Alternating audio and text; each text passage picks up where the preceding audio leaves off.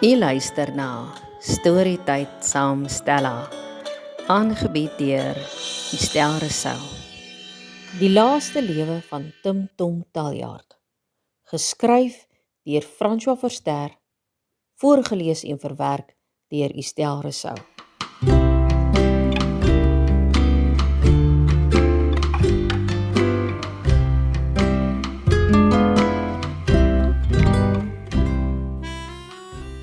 Die laaste lewe van Tim Tom Taljaard is die sonderlinge verhaal van 'n kat wat sy eie storie vertel, in die tradisie van Japaneese katstories, maar 'n eerste in Afrikaans.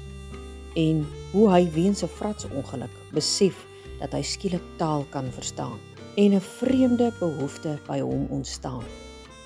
Kenmerkend van hierdie verhaal is die skranderkat se skerpsinnige opmerkings, veral sy beskrywings van die gesin waarvan hy deel is. Dis die skrywer se 12de boek en bevat al die beste eienskappe van sy skryfwerk.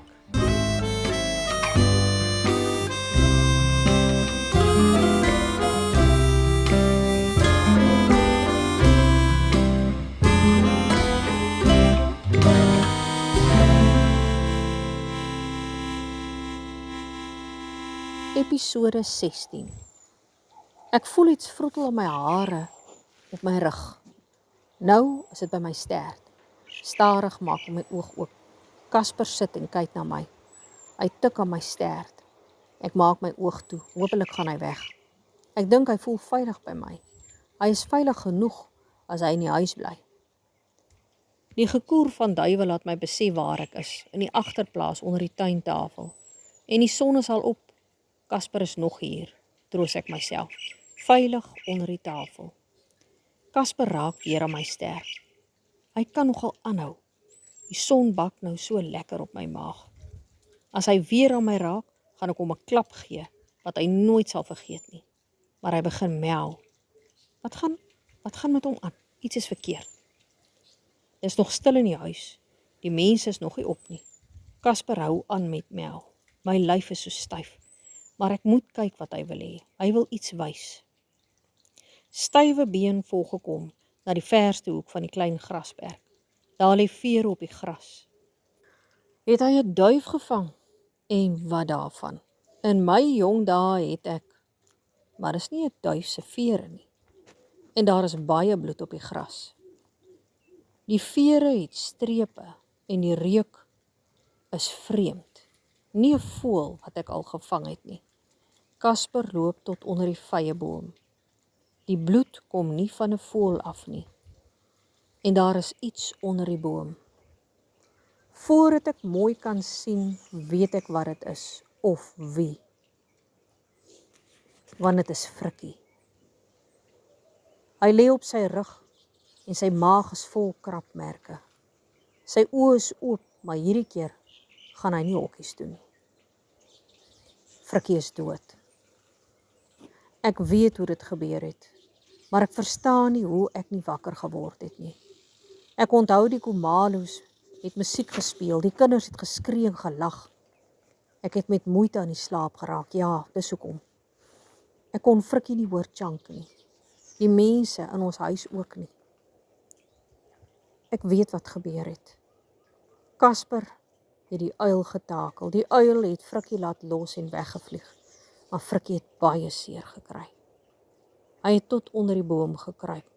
Daar waar Mia begrawe is. Nou sal daar nog 'n graf tussen die boomwortels wees. Die skuifdeur knars oop. Papa kom uit. Lief, kom hier, roep hy. Hulle kom almal uit. Mrs, Nana, selfs Jenka. Net papa is kwaad. Die ander huil. Hy vra wat met Frikkie gebeur het. Hoekom hy die nag buite was. Almal praat gelyk. Niemand het besef dat die skuifdeur toe was en Frikkie buite moes bly nie. Hy kon nie meer deur die katdeurtjie gaan nie, hy was te vet. Papa het gister nog gelag omdat ek en Kasper deur die badkamervenster wat altyd oop is kon spring, maar Frikkie nie deur die katdeurtjie kon kom nie. Kyk die vere hier, sê papa. Dis 'n uilsin, 'n gevlekte ooruil. Hendrik, jy moet die bliksem skiet. Jy moet hom kry, huil Mrs. Oh, poor Frikkie. How he must have suffered. Ai, mense. Nou is dit te laat, Mrs. Die uil is weg. En hoekom sal hy terugkom? Hy sal nie weer hier kom jag nie. Jagters verkies prooi wat nie terugbeklei of beskerm word nie.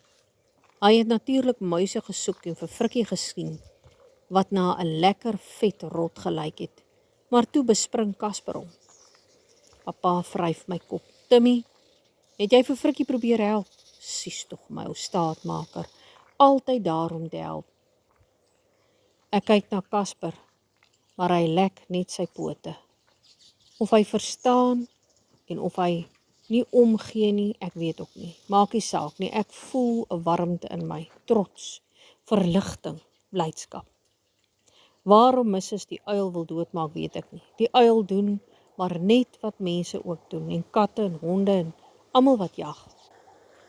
Ek is jammer, nog altyd 'n vreemde woord vir my, vir Frikkie, en tog, ek is nie vir die uil kwaad nie. Solank hy nou net wegbly. En nou gaan ek eet en te rus. Ek en Casper. Opwinding is uitputtend. Die natuur is wreed, sê papa, en mense ook. Ek stem saam met papa. Maar wat is wreed regtig? Nie die ding wat gevang word, dink so. Die ding wat ander vang, dink nooit aan die wreedheid nie. Ook oor mense, veral hulle, wat hulle dink en praat oor wreedheid, net hulle. En hulle besluit wat wreed is. En dan is hulle steeds die wreedste. Vir my is dit wreed dat papa se vriende nie meer vir hom kom kuier nie. Mrs. sê dis oor dat hy oor geld kla en nie meer bier wil drink nie.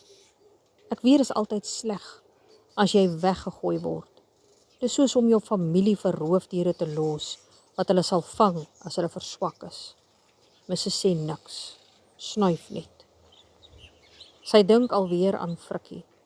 Hulle sit buite. Kort kyk een van hulle op en frons kwaai. Ek moet erken, ek mis Frikkie 'n bietjie. In sy jonger dae was hy nogal pret om mee te speel. Casper dink skielik ook, ek is oud en lui. Maar so is dit met ons almal. Die natuur is wreed. It is what it is, soos Liba altyd gesê het. Hy is dalk dom, maar nie altyd verkeerd nie.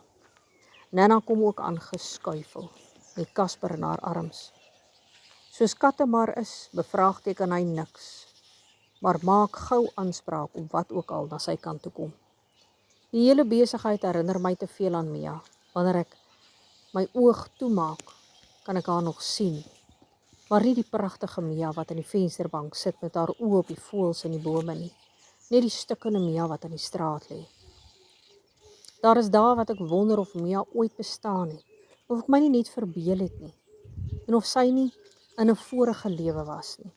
Dan luister ek of ek haar stem hoor, of ek enige stem hoor, maar ek hoor net die kraaie en die duwe en die vinke, en in die nag, uile. Is dit waar dat katte 9 lewens het? En as dit waar is, lyk ek dan elke keer nog soos nou met my korbeentjies en geel strepe. Miskien kan ek volgende keer weer 2 oë hê. Ek sal ook graag swart wil wees. Dis tog soveel beter om in die nag te jag.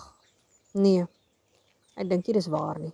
Dan sal daar net te veel katte wees as ons, ek en my ander lewens almal na die laaste dood iewers by mekaar kom. Of miskien is dit hoekom net mense siel het. Ek weet nie, maar ek wonder. Eintlik sal dit beter wees as ek nie oor sulke dinge dink nie, soos tevore. Toe was my lewe net soveel makliker. Ek voel amper vir mense jammer. Hulle dink oor baie dinge en meestal verniet. Nana hoes baie. Mrs. is kwaai met haar, maar sy antwoord nie. Hoes net meer. Ek wonder of sy sal bly wees as ek haar geselskap hou. Ek krap aan die kamerdeur, want sy maak nie oop nie. Maar die gehoes het opgehou. Ek draai om en gaan lê onder die tuintafel. Casper het in een van die bome geklim agter die voëls aan. Nou hoor ek weer van Nana. Dis wat rook aan 'n mens doen, Timmy, sê papa. Hy haal 'n bottel uit die yskas en neem 'n paar slukke. Ek herken die bottel. Bier. Ek skud my lyf en drink 'n bietjie water uit my bak. En hoe sal pa weet, vra Jenka. Ek word seker doof. Ek het haar nie gehoor aankom nie. Papa maak die yskas deur vinnig toe. Die eintlike vraag moet wees, hoe sal jy weet? Jenka loop weer na haar kamer, slaan die deur toe, speel harde musiek. En dan sê mense, katte is voorspelbaar. Ons moet ma dokter toe vat, sê Mrs. by die agterdeur. Casper skuur teen haar aan. Hy krul sy stert om haar bene, kyk op en miauw. Mrs. streel sy rug. Ek het my deel gedoen. En nou dat Frikkie weg is, behoort Casper ten minste 'n ruk lank baie aandag te kry. Ek hoor nie meer die uile snags roep nie. Hulle het getrek, soos hulle tevore gedoen het. Liefie, sê papa, ons moet 'n plan maak. Jou ma het hulp nodig. Jy sal haar nie in 'n inrigting prop nie. Inrigting, wonder ek. Wat is dit? Ek weet 'n rigting is iewers om heen te gaan. Of hierdie kant toe of daardie kant toe. So, waarheen gaan sy? Nee, lief, sê papa. Hy noem Mrs. altyd lief wanneer hy sien sy word kwaad. Soos ek sê, mense is baie voorspelbaar. Nou wat dan? Wat bedoel jy met hulp? Mrs. lyk nou gevaarlik. As hy 'n stert gehad het, sou dit seker gekwispel het. Ek bedoel, ons moet haar by 'n spesialis of iets kry. Dat hulle kan kyk wat fout is. Dis al. Nana wil nie gaan nie. Mrs. praat lank met haar. Jenka ook. Later sê Nana sy sal gaan, maar dis 'n baie private ding. En net Mrs. mag saam met haar gaan. Jenka sê niks. Maar ek kan aan haar houding sien dat sy verlig is, nes papa. Hulle gaan Vrydag, sê Mrs. Hulle ry met Mrs. se kar. Nana vat ook dan 'n koffertjie saam. Toe hulle weg is, sit papa en Jenka by die balkon. Jenka se gesig blink. Nou ja, sê papa. Jenka snyf net. 'n Duif kom sit op die reëling en sien my. Ek trek my ore plat. Die duif gee 'n klein sprong en stap vinnig weg van ons af. Later sê Jenka, ek voel so skuldig. Ek kyk na die duiwemis op die reëlings en voel vies. Ek dink as ek geweet het hoe om skuldig te voel, sou ek. Ek staan so vinnig op as wat ek kan. Die duif rek sy nek, maar bly sit. Skielik skiet Casper verby en die duif fladder weg. Casper se stert kwispel en hy maak kort geluidjies. Ja, jong, dink ek. Nie so maklik nie. Maar goeie probeerslag. Casper spring op Jenka se skoot. Sy druk hom teen haar vas. Ek dink ons moet hier uitkom, sê papa. Jenka kyk op. Waarheen? Jy kan kies. Stellenbosch toe, Franshoek toe, of wat van Melkbos vir 'n draai roomys. Die woordfees is nog tot môre aan die gang, sê Jenka. Baie besig daar. Kom jy saam, Timmy? Papa terg seker. Ja, sê Jenka. Ons vat hom weer aan 'n leiband. Almal sal kyk. Woordfees klink interessant, maar Stellenbosch, nee wat. Ek trek weer my ore plat en loop af met die trap.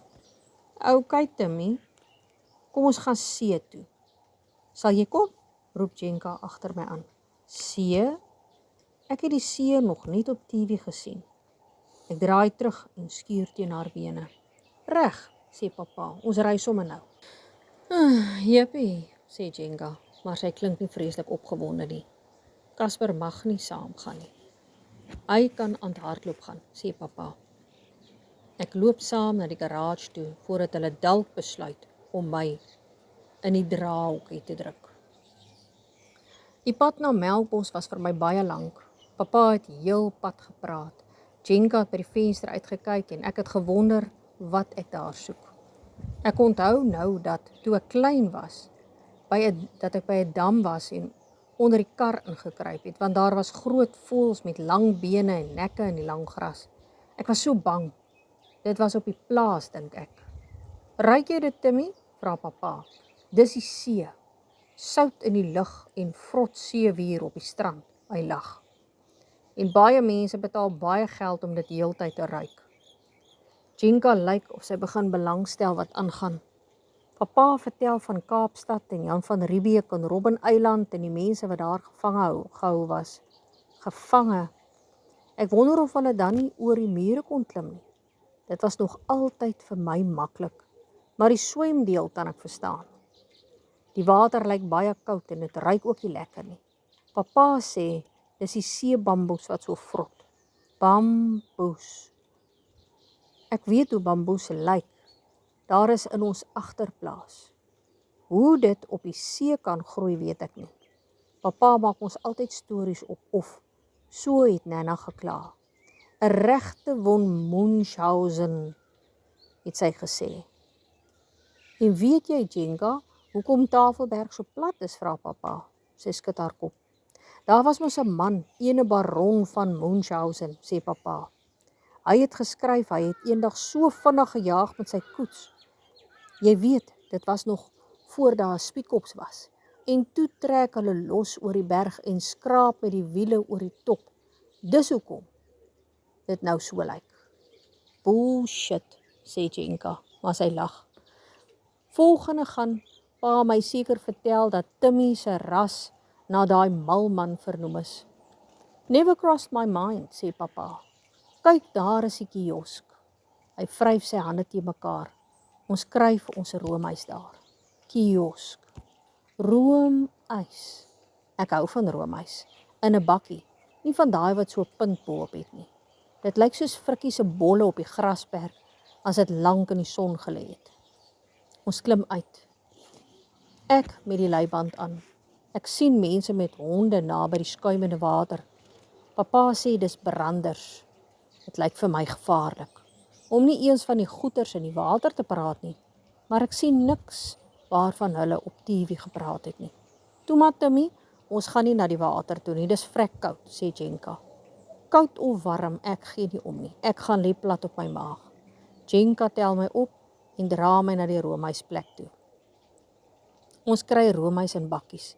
Vanilla, gewone, sonder ekstra soetighede.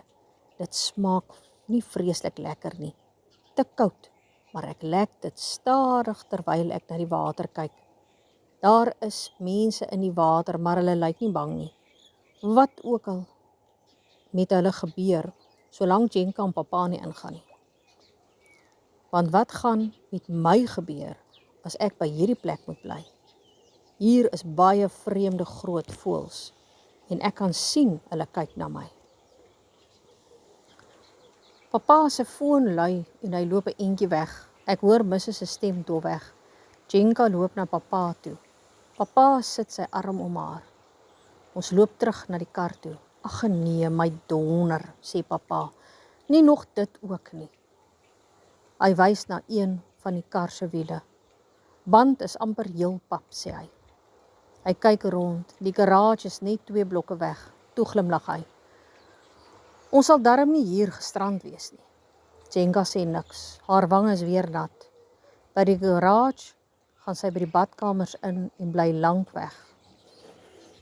Later toe ons teen die heuwels opgaan, klim ek in die agterste venster en kyk na die dun blou streep. Ek weet ek sal nie weer die see sien nie, maar ek gee nie om nie.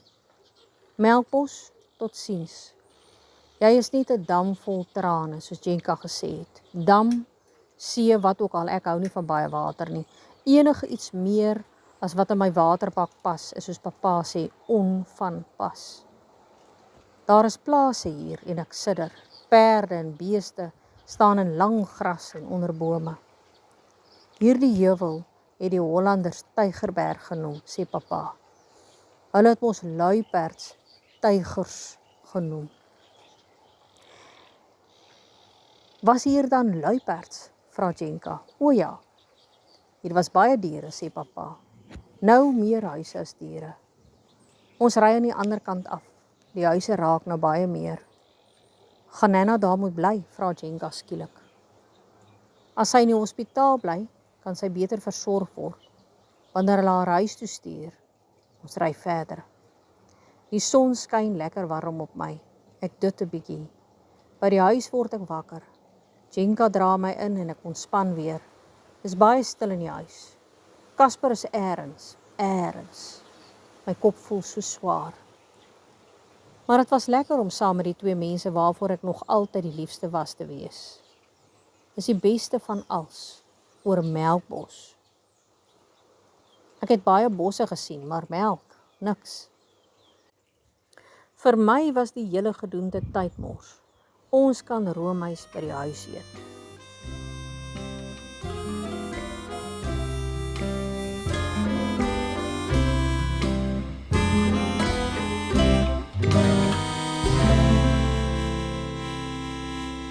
Skakel gerus môre weer in vir nog 'n episode